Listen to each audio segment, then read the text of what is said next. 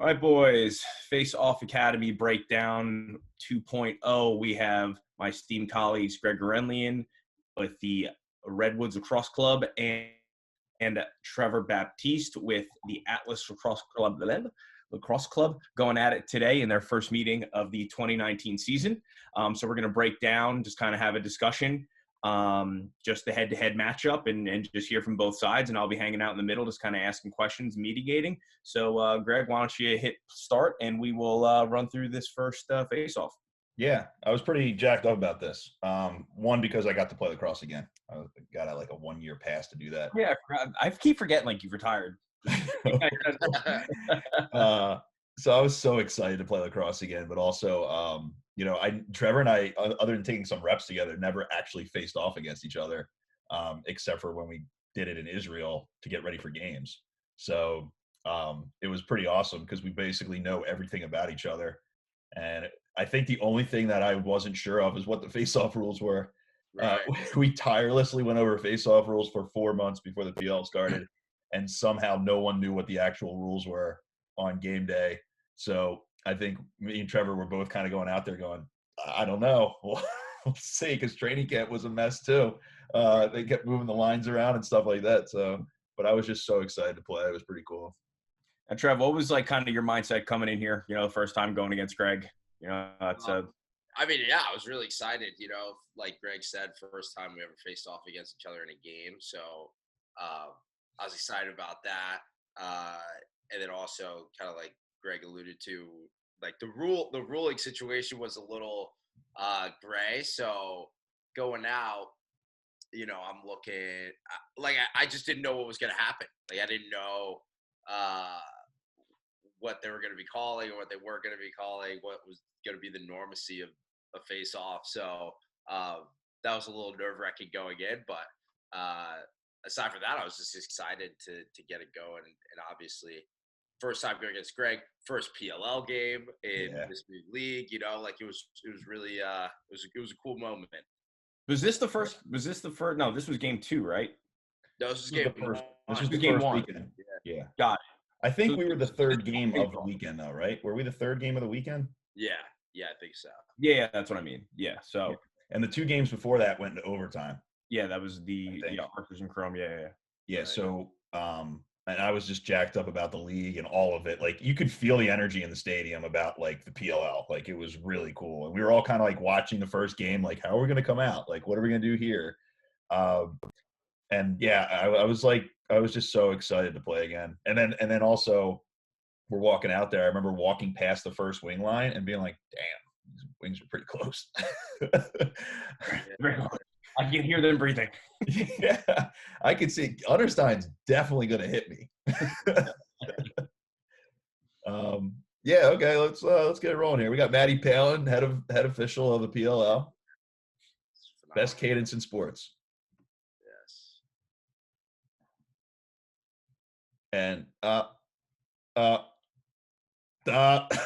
man. So, I mean, but a great representation of what we're teaching, winning the clamp means very little if you're not the first guy to your feet. So that's basically exactly what we are hoping for in a face-off loss, is that you were just able to run the guy down. You never give him an opportunity to really control possession, and you just keep hammering his hands. Like that's exactly what we're looking for when we're training guys. But as far as this is what I see on Trevor's end, Trevor, you get to your feet and you do that kind of that butt end check that everyone's like, this is so illegal. And what's interesting is why, one, how did you come up with that? And 2, what do you have to say just when people are like, oh, it's illegal, it's illegal, it's illegal? I don't understand the argument about it being illegal, mainly because it's like I'm checking with my stick. So I don't understand. Like it's also a huge disadvantage to check with the butt end. There's a lot less stick to check with. Right. It's harder to check with a butt end. Yeah. So like that's like I don't get it. So that's what I'm thinking. And then the reason why I kind of came up with it and the reason why I do it is I feel like I could throw a check a little bit quicker because I'm getting up, stepping, and kind of reaching with my right arm. And then I can throw a check right there rather than, having to turn my stick around and then like step and then like kind of bring my left with it. Like I can just kind of check and then hopefully get a piece of it right away. And then if you don't right away, then you're kind of like stuck with your stick that way. So you're just like, I just got to keep going. This is actually a great frame to freeze on, is you're actually showing why, like if we put your stick in your left hand, Greg's gone. Right, He's exactly. You never get on, you're never on his shoulder, and you're not going to turn around a guy that size with just a free hand. So using this right hand actually in this situation, even though as we saw it plays out very well, but this actually makes more sense than if somebody was to tell me like, oh, put the stick in your other hand. I would say, why? It's clear that your butt end is already cutting the break that you're hoping to stop. Yeah, right. I feel like this is a perfect example, too, of the fact that all three of us are professional face-off coaches. We coach it every single day, but we're still human. And, you know, I was, even though I was excited, I was nervous because it was like, oh, my God, I haven't played professional lacrosse in a year. And, you know, Trevor is undoubtedly the best face-off guy currently on earth, and he is 12 years younger than me. So it's like I was legitimately shocked that I won the first one, like the plunger. And you can tell, like, my left foot is way behind the midline when I explode out. And I'm always trying to tell kids, like, when you pro hop, that left foot should be as far across the midline as you can so you can bring the ball further with you. And you actually reacted faster than I did.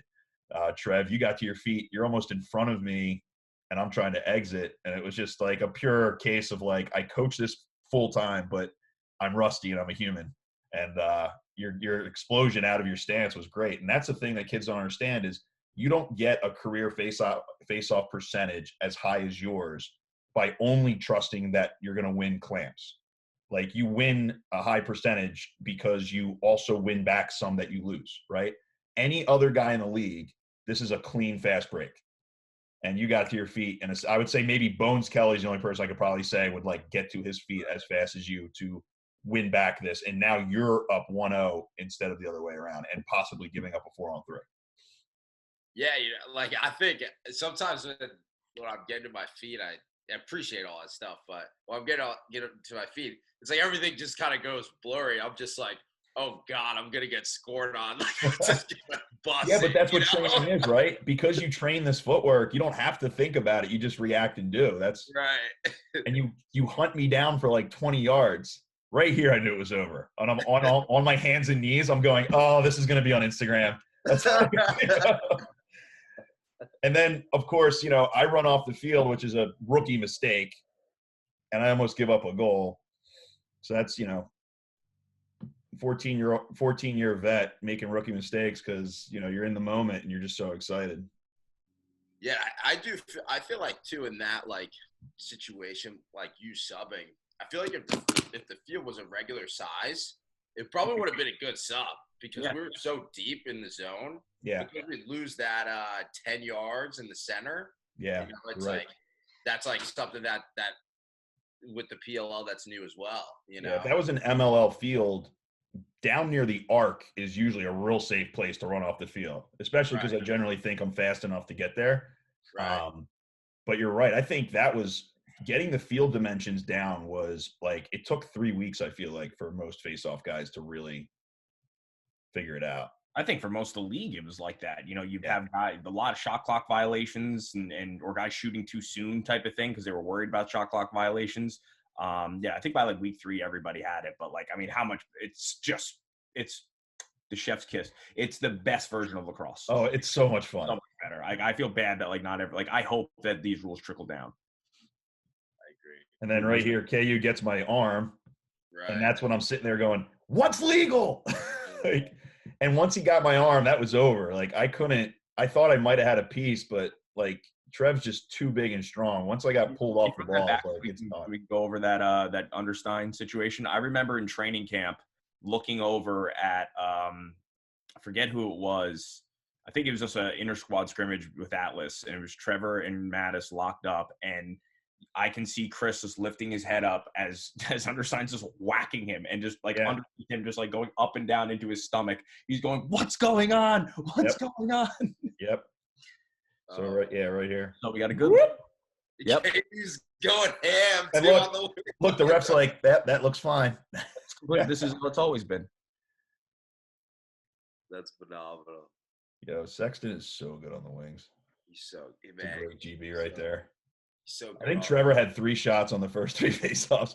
So right here, that hit Landis square in the pills. Yeah. Okay. Ruptured his testicle. Landis played the entire game after this. I did not know this. And then went to the hospital and they saved his balls. Dude, Matt Landis. So we're like obviously, like I saw it went down. I was like, like I feel kind of bad, but I mean, he kind of jumped into the shot, like. Well, yeah, look, don't play without a cup, Matt. And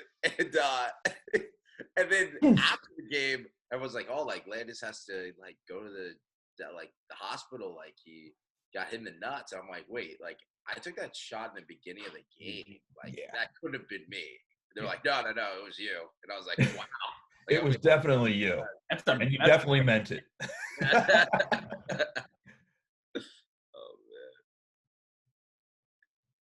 That was early.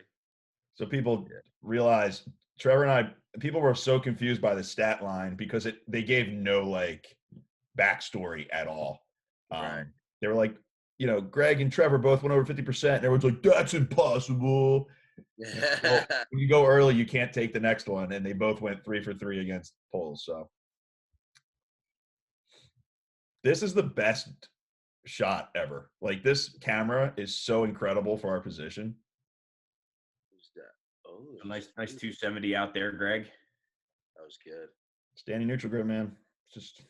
And keep in mind that's a 35-year-old man versus a 22-year-old fresh out of college, athlete. Oh, is that Richards or is that Simon? No, that's Simon. That's Simon. Oh, Simon. My apologies. Simon. Well, he actually does a great job because I've gone forward on Simon so many times when he played for the Outlaws, so I knew he would be thinking that on this.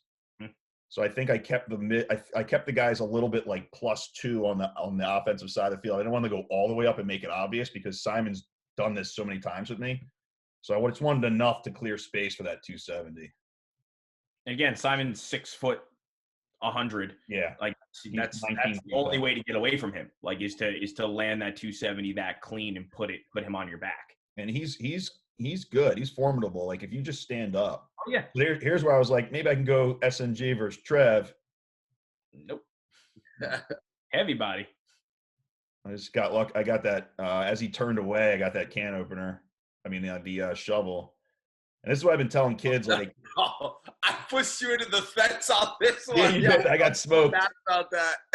So I timed this up. I did this from a knee against guys before, and I've actually been working on this counter with guys. Is I don't like guys coming underneath the right glove because if a guy's going forward on you, you give him the ball. But if he starts to turn away from you, there's that split second of your weight going away, and that's when I went for it. And did you go underneath here or over the top? Just as he turned away, I went underneath his right arm and pulled it back that way. But yeah, we chased this GB out. I was like, I think I can get him out of bounds. I was like, oh, I just remember like that quick split second of first game back. Jenny's gonna kill me. I'm gonna get hurt. Like, oh, it's incredible. I remember when I pulled my hammy when I tore the hamstring against the Snakes. I was like, she's gonna kill me.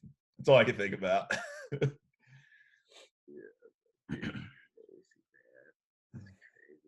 So 3-2 right now.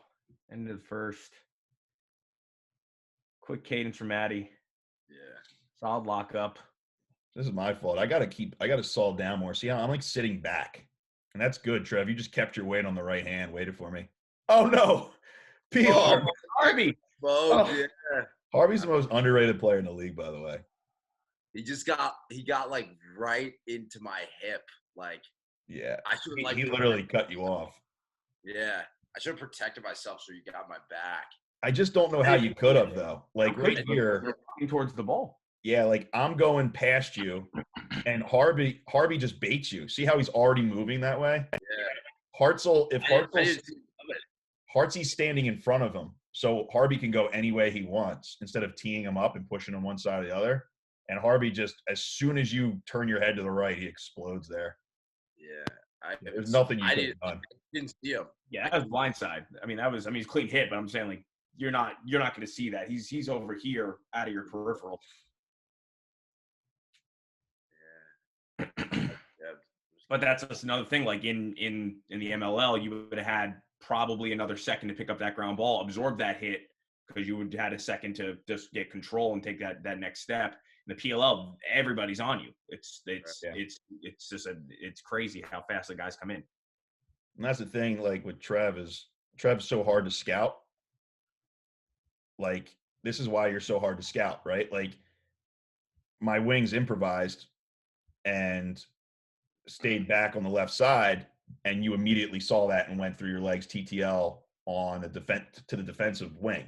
And most other guys, you don't have to worry about that. That's not a rotation a lot of guys do. I would say like Connor and TK are good at finding their wings on stuff, but you're the quickest at recognize it, boom, quick turn and throw. So I went to the sideline. I was like, that's my bad. Like, I should never have told you to go down there, because we never want to leave any of Trevor's wings open, because you'll find them. Like, you don't force your own GBs, which makes you a harder scout. I didn't even think about that in terms of like other people, but you're right. You know, like some guys don't like. I feel like there's some guys you can say that just don't use their wings. Right. Straight up, they don't. Right. And I feel like sometimes guys think it's like weak to use your wings, and I'm like, it's not weak. Like, it's easy. You know, like that's the dumbest. Oh, dude, it's so weak to punch me in the ribs when we're boxing. Like, you should only go for the head. Like, that makes no sense. Yeah, right. But, you know, I found that I tell a lot of the kids we coach, high school is all about you. College is mostly about you scouting your opponent, like the really top end guys. And then in the pros, in this league, this was like 99% about finding what your opponent's habits are and making sure they can't do those things, which made you as a scout hard, because you can do everything. So, you know, going into this game, it was like, I knew I was going to have to do some stand up. I knew I was going to have to do some knee down. I knew I was going to have to mix it up between, you know, locking off wings and dropping them back. Like, after every face off, we were literally talking about what we wanted to do on the next one, which is tough because your wings are also playing the game. So, like, in between face offs, you got to tell them and coach them. And so it's, you know, it's not easy. Right. No question. See, and here's once again, like, just not being used to how short that field is. Like, I was on the sideline and we were clearing, and I was like, whoa, God. Yeah, it's nuts. You can realistically take 6 steps and you're in shooting range. Yeah. So now this is Harvey. So this is a shorty going stand up against you. So people at home, if you're thinking, why is he on a knee against a pole? It's not a pole, it's a shorty. And Harvey was just going to rake, but the problem is we left the wings wide open. So, you know, you never want to do that. If you're going to put a backup guy in there who's going to be a rake and lock off guy, you obviously don't want to leave the wings open, because it gives you the easiest exit. Yeah, not bad either. Uche. He's not bad at face off. Harbison. I think Harvey took draws in high school. Oh, he did. Yeah, he did. A lot's changed since then. A little bit. Like, just rule-wise. Good count on your part. What I'm noticing here, just Greg, that was the first clamp that you seemed to push Trevor off the ball, because that's the first time your head didn't come off over the top of your glove. You dominated the column there, and that's why you were able to push back Trevor. You could just see his head. You guys don't actually even make any physical contact over the middle, but you would see his stick starting to peel back because your helmet is dominating the column there. Where Trevor, even though you are over the column, you're back about 4 or 5, maybe even 6 inches from where you were the previous lockup. Right. Yeah. And I was so intent, like I was going plunger all the way on this. My helmet comes up. I locked the arm out. But then because Trevor had enough of it, I had to rotate quick. So this is where we tell the kids, you saw down and you peel off. So then I wrapped around. And now this was great, because this is what kids need to say. Like, Trevor, instead of having an ego about it and having less than half the ball, decides to go counter, stands up, belly to helmet, lifts my stick a little bit. And now I don't know if I have it or not. And I go for it. I think I have it, so I try to exit. And I actually completely lost it. And that was all because rather than stay down there with me, you went belly to helmet and screwed up my exit. Yeah, I mean, I know once you're getting that clamp, if you don't go belly to helmet, you're gonna toast me. You know, like, if I don't get up, you're gonna do. You're be whoop, whoop, whoop, whoop, whoop. You're be out. So I'm like, I gotta get up. I think too. On that last one, I think the wings kind of poked at your head a little bit, if I remember correctly. Yeah. We didn't really know what the rules KU were. and Hart. I think was it Hartsey or is it Noah?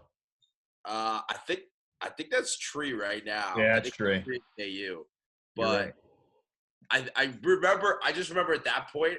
Yeah, you're right. Tree right there. You're right. Yeah, KU and Tree stick. They were just like, it was like hungry hippos. They were just like, keep sticking. They're sticking. I just remember being like, what are we allowed to do in this sport? Right. Yeah. Yeah. Yeah, like you can see Tree just like sticking his stick in there. That's what I think. Yeah. So it's just so people understand at home, like when we got the rules, they required some drafts, which I don't understand why. I thought it was pretty clear when I gave them what I thought we should do. And then in there was the most grayest thing ever. It was like you can poke the ball when we are in there locked on a clamp. And all face-off guys were like, there is no loose ball on a face-off. It's plowed between 500 pounds of people and plastic. Like there's not a loose ball in there. So smacking the heads of the sticks doesn't do anything except piss people off. Like it doesn't. But then when they started ripping at our arms and getting underneath our sticks, like I remember Harvey's like, can we do that? And I'm like, you know what? Don't do it because it puts you out of position. Like, and I don't even know if we're allowed to or not. Yeah, I still don't really know what early. It's kind of crazy, dude. I forgot about that one. Yo, the only clean like clamp and pop the ball forward in this whole game was when we both went early. That was it. Like every single face-off was a long battle or some type of. It took a lot of exit strategy. So this is Tree again. Is it Tree or Noah? 60. Yeah. It's Tree because it took him forever to bend over. So this time I went forward on him. Yeah, that was a good take. You could tell he was kind of like assuming that you were going to go backwards again. Yeah. Kind of like with his body position. So, Greg, can you run that one back? I want to actually look at where his footwork was there to kind of point out. Especially guys like Tree, who I faced off against for years in the MLL. Like people don't understand. Like I would have to do. It would be almost like when you're at the line as a quarterback and you're coming out with junk calls to try to throw the D off. Like I would look back at the goalie. Like I'd look back at Trout and be like, hey, make sure you guys spread out for me on this one. Like I would make a production of it. Like I would move the wings. I wouldn't put them all the way down. Like just so he thinks I'm going back. Like anything I can do to make him a little bit slower so that I can get that out there. Well, it looks like he's in more like a sit back position here. Yeah, he is. You can tell he's on his heels right here. He's preparing to sit back. Yeah, he steps. He guessed right. But this is why we go standing neutral grip, because then once it's out there, it's just a one-handed catch, and you can shield with the right. Yeah. Old man almost stuck one there. That was a good take. Greg Gurenlian possession shot.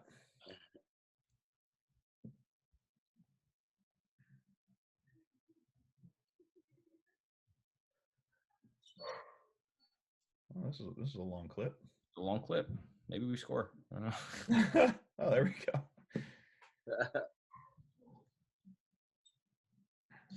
Take you through the whole second half. Where are we at here? Oh, this is the end of the first half. Gotcha. Elaw. What a legend. Again, yeah, guys that are watching here at home, look at the helmet placement. That's a huge deal in this battle. Oh, got me lifted.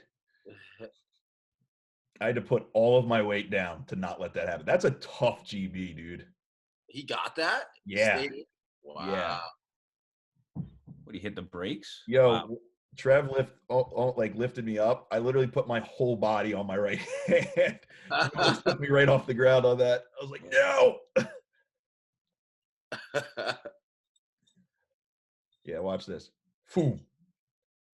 Is that hard? That was great hustle. Whoever dove on that. Harbison or Salcedo? That's Sal. Yeah. Salcedo played some wings. And he was awesome for me this year. Yeah. We had Perkovic. I guess I went early on that. We had Perkovic, Salcedo, Harvey, Near. Man, we had a great group of guys on the wings. Rambo. No, everybody just watch this rake. Look how quick you went underneath this. You just wanted to say hi. That's a great SSBD, son. What's up, boys? I'm just watching some Facebook. Yo, Rambo. You already know I'm going to be on the wings this year. I feel bad for Nards then if you're going to be on the wing, bro. Jake Bernhardt at 5'1". Rambo's going to find a way to score from the wing. It's going to be so bizarre. Greg and Springfield Delco, actually. All right, see you, man. You go golfing? Where are you going? Where are you going in the field, Rambo? What's up? You going to the country club? I'm joining Bala Kinwood on Monday. Oh, are you? Awesome. Just because it's right in the city. But other than that, I played at Skipback yesterday. So it's kind of far, but it's public. But I think we're going to play Fairways. I never play there today. It's called Fairways. I don't know. My buddy got a tee time. It's impossible to get to tee time right now. Good for you, man. I can't imagine. I'm trying to teach Trevor. Trevor said he wants to learn how to golf, so we're ready to go. Yeah. It's a good Nothing but time, baby. I'm so bad. I'm the worst. I'm so bad at golf. I'm trying to learn baseball. I'll trade you lessons. Yo, this was like That was actually a great angle there. Watch, just as you throw your tuna into this, KU, I think it's KU, gets my arm again. Dude, thank God for the trestle on the Weapon X, or you would have folded any other stick and a half. Watch. Whoop! Whoa! Oh, wow. Got it. Oh, that look back. Yeah, that was a full scream at Maddie. Dude, he almost, like, in the beginning when he was pulling your arm, he almost, like, helped you a little bit. Like, he, like, pulled your head over, and then he, like, pulled it back. Dude, it was literally just as you just went. Yeah. Can you put that back one more time? Because that was such a good over-the-top angle, actually. It was kind of crazy because, when we wrote those rules, we were like, this is awesome because it'll incentivize guys to get to the ball, saw down, and rip the ball out on their feet. But they were literally like, you can put your hands on the plastic. And we're like, what? Well, I'm not going to not do it if the other guys do it. If we were, like, you know what I mean? Like, you automatically lose if you don't have your hand on the plastic. So, like, we actually had face-offs that lasted longer than they should have. Right. And the lines were getting a little, like, faded. Yeah. They were marking them up with their foot. I remember one time there was one that they just built around the face-off. It was sort of like a college face-off. Like, they just estimated it back. Yeah. The Union Stadium in Philly, the grass was the first face-off. I remember I win the clamp, I pop it out, and I took like 2 inches deep of turf with me. And they were literally just packing the dirt back in on the divots all over the line, and they were just guessing and putting their feet down. Like, it got nuked.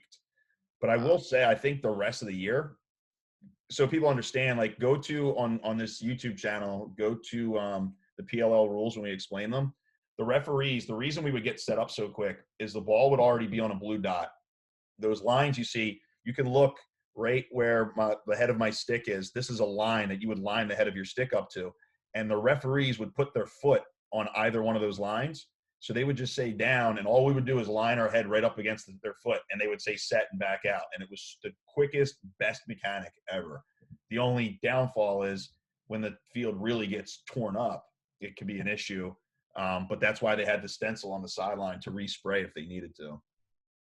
Yo, remember the guy in Israel when we warmed up at the stadium and we like ripped up the grass a little bit? And he was like, the first game Fort Iroquois, we're on the main pitch, and grass in Israel is about a 1/4 inch long, and the rest is sand. Yeah. And Trevor and I warmed up for 5 minutes on the sideline and tore the sideline up a little bit. And some guy shows up in a suit, losing his mind on Jimmy, just screaming at Jimmy. And then I start yelling at the guy because Jimmy's the nicest guy ever. I'm like, shut up. Like, if you hate this, wait till you see what we're about to do to the field. They had never seen lacrosse before. They had no idea. They thought we were just doing it to be funny. No, sir, we are this stupid. We do this on purpose. Yeah. He's like, this is your beach. This is your beach. You messed up. Why you do this to your beach? Oh my God. So Trev went on a roll in the third. I think he won like 3 in a row in the third. Yeah, I caught a little stride in the third for sure. Yeah. Oh, that was great. But even like that, right? Like even ones that I would win, like clamp clean, like you would still get a piece. Greg, can you run that one back? I think it's so important for these guys to see just the footwork that's going on. It looks like you guys are just spinning around, but one of you has the ball and the other is catching up, making it impossible for a clean exit. Yeah, so look at this. Belly to helmet. This is legal. He's not leaning on me. He's just over top of me being annoying as hell. So I have a choice. I can either go TTL on this, which is what I should have done, or I can go forward and try to get it around him, which is what I went for. Yeah, then you threw me off with that drop step. I thought you were going defensive. So kids at home, I tell my guys, when a guy goes belly to helmet on you, your initial response should be to turn counterclockwise, because then it forces the guy you're with. And this is why we do a defensive turn recognition drill where you stand belly to helmet, I turn quickly this way, and then if you stay there, it opens my exit up. If you come with me, I can go back door. And that's just what I went for. But then even there, I didn't catch it clean. I think you got a butt end check just as I was trying to catch. Yeah, you did right there. So your butt end was right between my hands. Wow. And you got just enough of a piece where it wasn't a clean win. And just like people are like, oh, well, so what? Like, whatever. They called you. I think they called you for like a free hand or whatever. Oh, and he lost the face off anyway. But it's like, dude, if he doesn't get this, this is a 4-on-3. Right. It's like, oh man, we gave up a 2-yard run. Yeah, you didn't give up a 10-yard run though. Like, right. Oh, they didn't call it on you. They called it on KU for holding a stick. What a shock. Incredible. I don't think he's ever done that before. Love KU, man. Dude, KU is the best person to have on your squad. Worst person to play against. Hands down. I think I'm really on this. Yeah. Oh, I didn't think that was early. I got away with one there. You can tell, I don't know. I mean, yeah, I don't know. I looked pretty upset, but I think it was because for a split second I'm like, I'm gonna win a clean one. I didn't win a clean one. I think just into the fourth one. Yeah, so this is the beginning of the fourth. Harvey's taking this because I went early, so I can't take the next one, which is exactly what the NCAA should do, by the way. Yes, 100%. So Harvey overplayed to the backside there. Yeah, so let's watch that again. So Trev did the same thing I had done earlier. Get the clamp. He goes belly to helmet. Now, we talk about this a lot, like especially guys who aren't used to facing off regularly. They want to go either for the box out, which is what shorties usually do. So Harvey's immediately kind of going for a box out.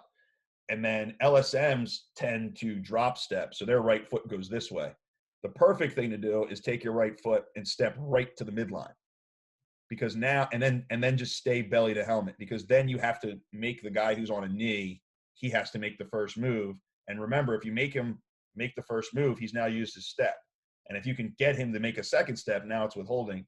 But because he turns away from you, now he's late. So then when he makes that recovery step, it's the perfect footwork to go back door.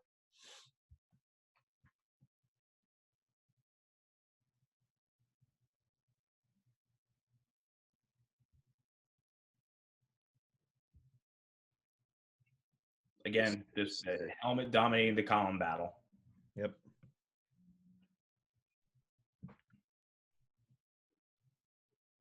See, they're fighting for my BK's like, get away from my man. That is hilarious. These first 2 weeks, it was literally the wild, wild west. If you watch a championship game, nobody is anywhere near the face-off. Yeah. So they let us battle a little bit longer than they probably should have in a college, like they would in a college game. Right here, it's still 50-50. Right here, it's still 50-50. And then I think right there I win it. So right here, Trevor's standing right in front of me. He's making me rotate. I have to make my decision now. The only thing, this is actually a very good place to stand, because since BK is so close to me on the left side, I don't have that exit strategy. I can't really go TTL because Hartzell has the inside spot on Harbison. So I think that's Harvey. And so my only option here is to either rotate as fast as I can and go TTL towards, can you see my mouse cursor? Yeah. Towards that sideline, or to go back door. But in this situation, this is why we always spend so much time on wing stuff. When everybody's this close to each other, nothing's clear. So I rotate, and in a college game, 1, 2, 3, 4, 5, like that should be called withholding. They let me play with it, and I think I just got lucky on a bailout call. I think they called you for. I mean, I was leaning on you from the start, like with the belly to helmet. Like I was kind of leaning on you too. Yeah. So, like realistically, they could have called it on either of us, right? Mhm. Like,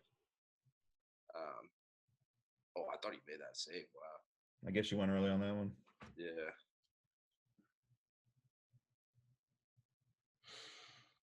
I will say they did a better job than broadcasts have done in the past of showing the face-offs in this season. Much better. Yeah. So right here, this is Hartzell, and this is actually the last face-off of the game. So I didn't know if Hartzell has paid attention to anything. I assumed that he was going to stand up and start whacking. And I didn't want to take the chance of going forward, him taking the ball from me and then going back the other way. Yeah. So I put our wings on the middle of the midline so that he had no idea which way I was going, because he was my wing with the Lizards for years. He knew what the up and back calls were. So I knew I was going to go 270 on this the whole way. And instead of popping it to myself, I put it way out in front to scoot because I just didn't want to take a chance. Hart's is the fittest guy in the league, right? So I don't want him chasing me down. That's funny. But again, a good angle approach. Like if you look at his footwork, he's there. It's just you put the ball in like just unreachable position. And this is what we tell guys: like your goal, if you're a long pole or if you're taking a defensive style face-off at all, is to make sure that the guy has to execute everything perfectly and has to take the longest possible avenue to win. Because unless you execute it exactly like this, there's no way you can win it, because he stepped exactly where he needed to. He turned me back, and he was almost right on my hip pocket. Watch his hands. He's sitting there for that over the head. He's trying to go across your body and cross his hands. I mean, nobody's better at that than Kyle. He just couldn't get it because the ball's literally dead center mass on you. Yeah. So. And that reach of the ground ball too gave you that space, like that reach. Because he was kind of on your back, right? Like he was right there. Yeah. Like, but that reach was good. That's why I think, like, a lot of times it like, obviously, it's good to get low on ground balls and use two hands, but sometimes, like the right move is to kind of reach with that one hand, or even reach with two hands, right, and get some separation. Because if you don't, you're gonna get checked.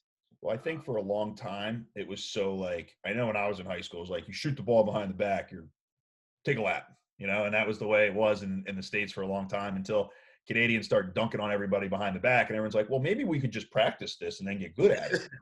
And the same thing with one-handed ground balls. When I do clinics, especially when coach on the sideline, I'm like, coaches, you're not going to want to hear this. But there is an application for one-handed ground balls. And you can either pretend like there's not and just be mad all the time, or you can say, yeah, but you better nail it when you go for it, because you have to practice it. And there's no way you can explain to me how being chased by an LSM and stopping and going two-handed to get lifted is a better decision than to run full speed and scoop it up with an extra 6 feet in front of you. And that's obviously what I generally try to do, especially against LSMs. But yeah, man, like that was awesome. I'm bummed because the second time we played, I was hurt. That sucked. Yeah, dude. Yeah. We actually did that in the PLL fast break. They were talking about, like skills of face-off guys. And they're like, oh, like you should talk about like the second time you played the Redwoods. And then they're like, you're going against other people. I was like, yeah, because like Greg was hurt. So like I was going against other people. But I don't know, like what you want me to say. Hurt, That was tough, dude. I feel like it was way tougher for you to do that because you're in Denver getting chased by two different long poles taking whacks at you rather than like an actual technical face-off battle. And one of them Sexton. Sexton. Dude. Yeah. Jeez. Well, that was awesome. That was fun going through all that. I hope you guys at home learned some stuff. I just know that from a technical standpoint, the face-off position is so fun to break down when people are out there actually executing and like trying to throw, fakes and jukes and punches, not like rock, paper, scissors, but more so just like feeling each other out like two cage fighters, which was pretty cool to experience, especially obviously against, my boy. So it was pretty fun. Yeah, same here, man. It was a blast. It was a blast. Kind of sad it's not going to happen this year. But. I know. Well, you know what? If anybody has a problem with that, you can blame my wife. I'm kidding. I'm totally kidding. God, that's going to be on YouTube now. All right. Jared, have anything to add? No, I'm just can't wait for the headlines. Local man found dead in his basement. It's not her fault, I swear. All right, guys. Well, that was fun. I'll talk to you guys later. All right. Sounds good. See ya. Peace.